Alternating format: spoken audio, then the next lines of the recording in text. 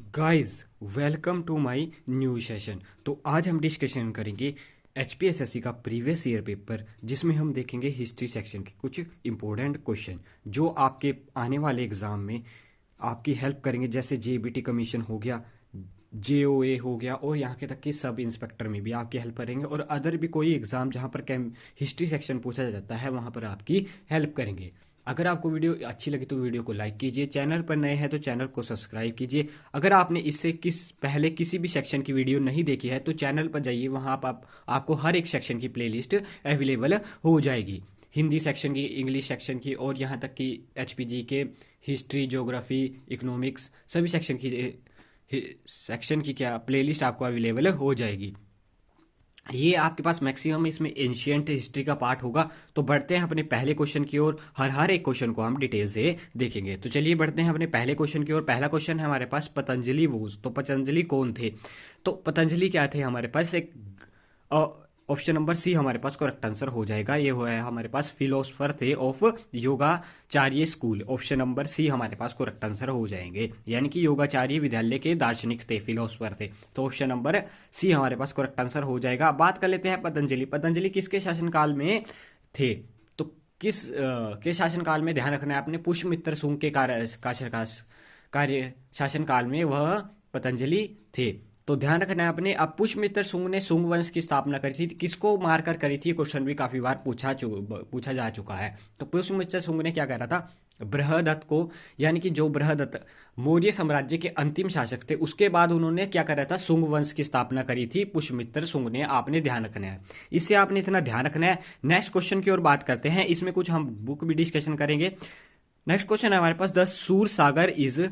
तो सूर सागर क्या है? सूर सागर एक the poetic work of Surdas. Option number C हमारे पास करेक्ट आंसर आ जाएगा। आपने नोट कर लेना है ये, यानी कि सूरदास का सूर सागर एक नाटक शास्त्र है या पोएटिक वर्क है, यानी कि काव्य शास्त्र है। ध्यान रखना है आपने। और सूरदास ने एक और चीज लिखी है, ध्यान रखना है आपने। मैं लिख देता हूं,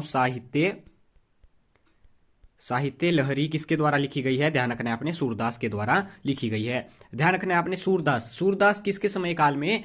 और ये भक्ति आंदोलन से रिलेटेड है सूरदास, आपने ध्यान रखना है। और किसके समय काल में रहते थे? ध्यान रखना है आपने, ये किसके समय काल में रहते थे? ये अकबर के समय काल में रहते थे, ठीक है। और ये अंधे थे।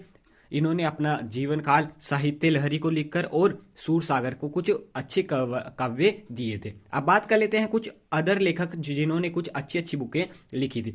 बात कर लेते हैं कालिदास के बारे में। कालिदास ने कौन कौन की बुकें लिखी थी? ध्यान रखना है आपने। कुमार संभव कालिदास के द्वारा लिखी गई है। रघुवंशम, अभिज्ञा शकुंतलम, ये सभी किसके द्वारा लिखी गई है? कालिदास के द्वारा लिखी गई कुछ पुस्तकें हैं। गीत गोविंद किसके द्वारा लिखी गई पुस्तक है? जयदेव के द्वारा लिखी गई पुस्तक है, आपने ध्यान रखना है। बात आती है विष्णु शर्मा ने कौन सी लिखी है? विष्णु शर्मा ने पंचतंत्र लिखी है। प्रेम वाटिका किसने रखी है? रस खान, ध्यान रखना है आपने, प्रेम वाटिका। और मृज कटिंगम काफी बार पूछा गया है, ध्यान रखना है आपने, शूद्रक के द्वारा लिखी गई पुस्तक है। नेक्स्ट क्वेश्चन की ओर बढ़ते हैं। इससे आपने इतना ध्यान रखना है, इससे आपकी रिवीजन हो जाएगी। नेक्स्ट क्वेश्चन है, अच्छा क्वेश्चन है ये। Which was the most frequently depicted animal during the Harappa period, यानी कि हड़प्पा काल में निम्नलिखित में से कौन सा सर्वाधिक बार चित्रित प्रणाली था, यानी कि सबसे ज्यादा चित्रित कौन सा एनिमल्स था हड़प्पा काल में? ध्यान रखना है आपने, हाथी भी था, राइनो भी था, बाघ था, लेकिन सबसे ज्यादा जो चित्रित था वो यूनिकॉर्न था, एक सींगी। ध्यान रखना है आपने।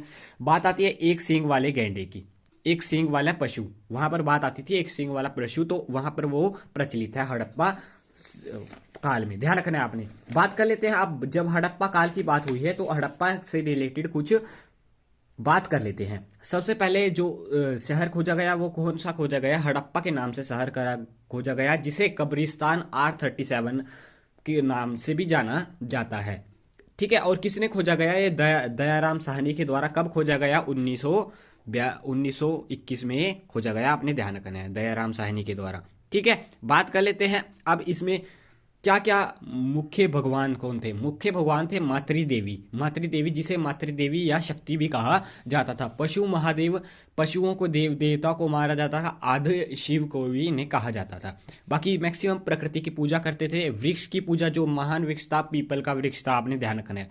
अब हड़प्पा में क्या क्या मिले थे? तांबे निर्मित दर्पण मिला था, ध्यान रखना है आपने। और यहाँ श्रृंगारदान भी मिला था। मोहनजोदाड़ो मृतकों का टीला के नाम से जाना जाता था। वहां पर क्या क्या मिला हम ब्रीफली डिस्कशन कर लेते हैं। वहां पर आपके पास सबसे पहले एक नृत्य करती हुई लड़की का प्रतिबिंब कांस्य निर्मित पतंजलि मिली। विशाल स्नानागार मिला, सभ्यता का सबसे बड़ा स्नानागार भवन यहाँ पर ही मिला, ठीक है। विशाल अनानागार भी मिला, यानी कि जो गोदाम जहां पर खाना वगैरह अनाज वगैरह रखा जाता है उन्हें अनानागार कहा जाता है। कालीबंगा में काले रंग की चूड़ियां मिली, ठीक है। ऊंट की हड्डियां मिली, आपने ध्यान रखना है। लकड़ी से बने हल और जूते हुए खेत भी वहां पर कालीबंगा में मिले। लोथल में सबसे प्यारा क्या मिला, बंदरगाह के साक्ष्य मिले। और एक स्तुदड़ो नाम से एक जगह थी गुजरात में ही, वहां पर भी क्या मिला था, बंदरगाह की बोले थे। और चावल के साक्ष्य कहां पर मिले थे, लोथल में मिले थे। तो ये आपने कुछ ध्यान रखना है। जो बचे हुए रहेंगे उनको हम नेक्स्ट वीडियो में डिस्कशन कर लेंगे। तो नेक्स्ट क्वेश्चन है हमारे पास 10 राजा वोज, यानी कि 10 राजन वोज क्या था। 10 राजन क्या था हमारे पास, बैटल ऑफ ठैनकेन, ऑप्शन नंबर ए हमारे पास करेक्ट आंसर हो जाएगा। ध्यान रखना है आपने। एक राजा, इसमें किसके किसके बीच युद्ध हुआ था, एक तरफ एक राजा था, बाकी सब क्या होते 9 राजा के साथ एक राजा दिख रहा था जो आर्यवर्त के कबीलों से थे। ध्यान रखना है आपने, जो एक राजा था वो आर्यवर्त से कबीलों से थे, उसका नाम था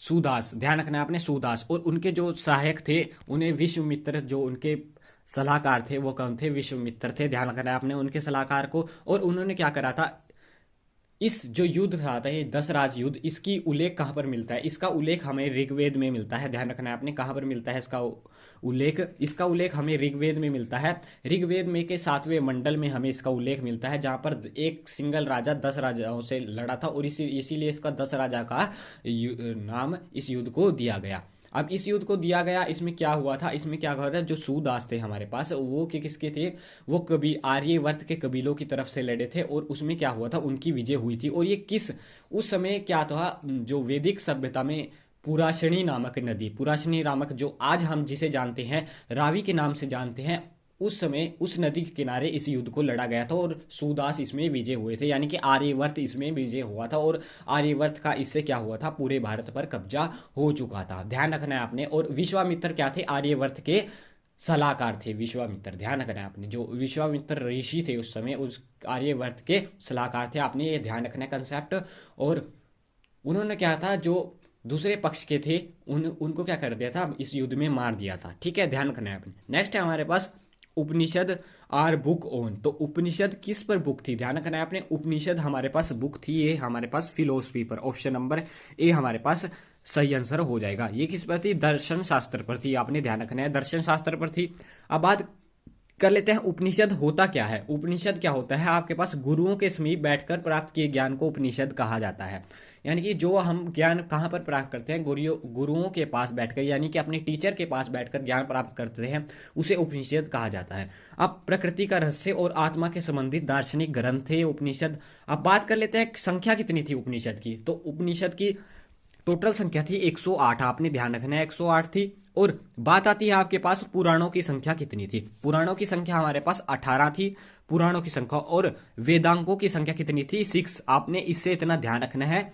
और सत्यमेव जयते किस उपनिषद से लिया गया है, आपने ध्यान रखना है, इसको मुंडको उपनिषद से लिया गया है, आपने इतना ध्यान रखना है। नेक्स्ट क्वेश्चन की ओर बढ़ते हैं। नेक्स्ट क्वेश्चन है हमारे पास, वू फाउंडेड पाटलिपुत्र। पाटलिपुत्र किसके द्वारा खोजा गया था, ध्यान रखना है आपने। बिंबिसार ऑप्शन में दिया, अशोक ऑप्शन में दिया गया है, उदयन ऑप्शन में दिया गया है। तो ध्यान रखना है आपने,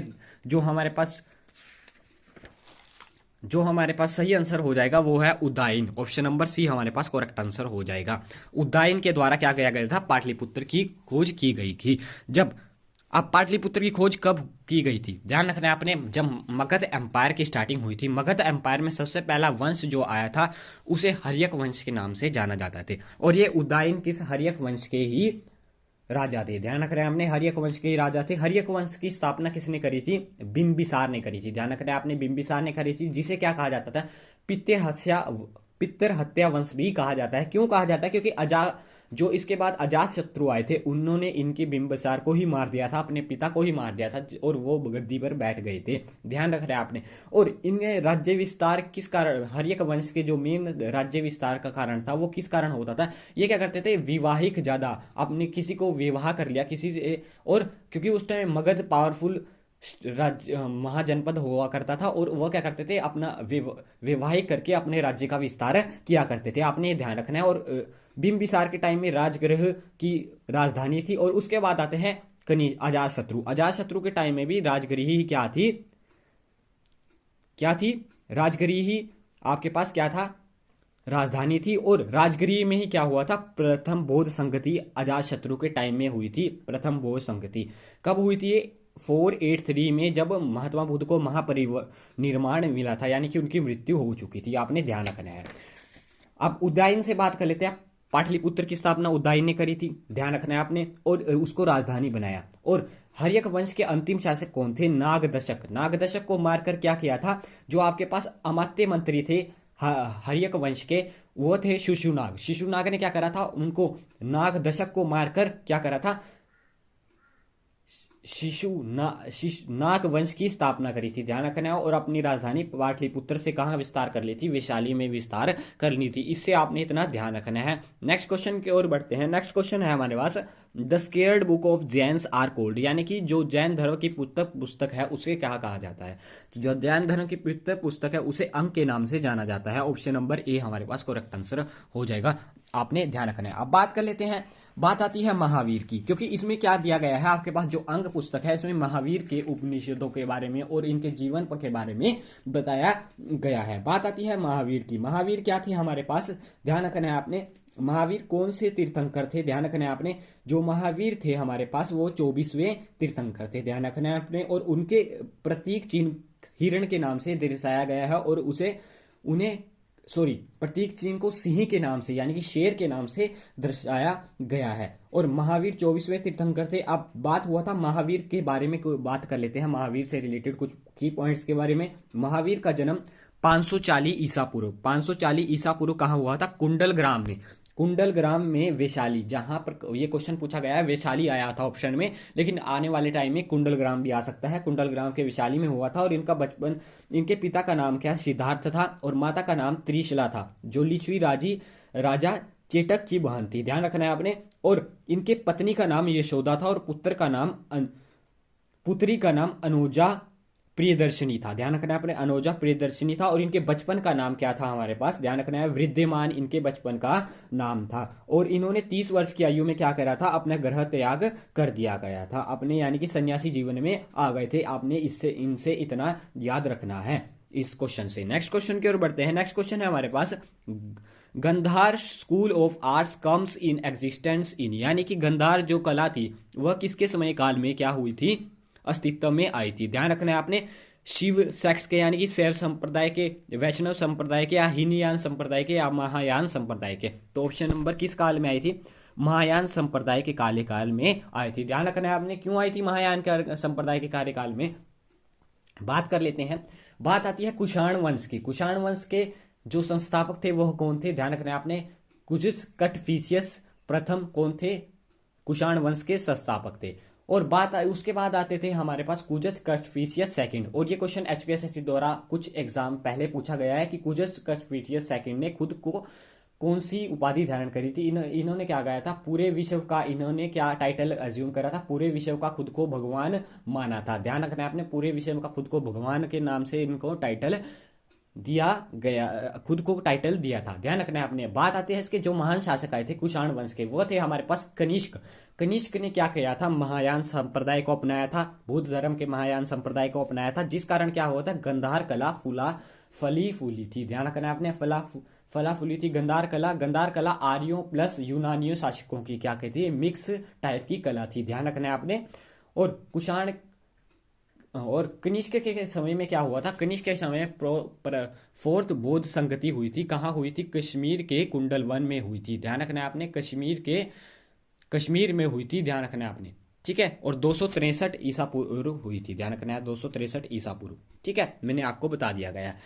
नेक्स्ट क्वेश्चन की ओर बढ़ते हैं। नेक्स्ट क्वेश्चन है हमारे पास, Chandragupta Maurya is said to be have spend his last year in South India at a place, यानी कि जो हमारे पास चंद्रगुप्त मौर्य थे उन्होंने अपना अंतिम जीवन समय काल कहाँ पर व्यतीत किया था। ध्यान रखना है आपने, जो हमारे पास चंद्रगुप्त मौर्य थे उन्होंने अपना अंतिम समय काल कहाँ पर व्यतीत किया था, उन्होंने अपना अंतिम समय काल श्री बेलगोला में व्यतीत करा था। ध्यान रखना है आपने, ऑप्शन नंबर बी हमारे पास करेक्ट आंसर हो जाएगा, श्री बेलगोला। ठीक है, श्री बेलगोला में क्यों क्या करा था इन्होंने, अपने अंतिम समय में जैन धर्म को अपनाया था, जैन धर्म को अपनाया था। और श्री बेलगोला कहाँ पर पाया जाता है, कहाँ पर पड़ता है, ये कर्नाटक के कर्नाटक डिस्ट्रिक्ट, कर्नाटक स्टेट में पड़ता है। ध्यान रखना है, श्री बेलगोला। ठीक है, और जैन धर्म को अपनाया था। और एक इनकी मृत्यु किस प्रकार परिणाम से अपने जीवन को त्यागा था, स्लेखन विधि। स्लेखन विधि, जैन में एक स्लेखन विधि होती है, जब लास्ट टाइम में जैन धर्म को अपना लिया था, स्लेखन विधि द्वारा अपने प्राण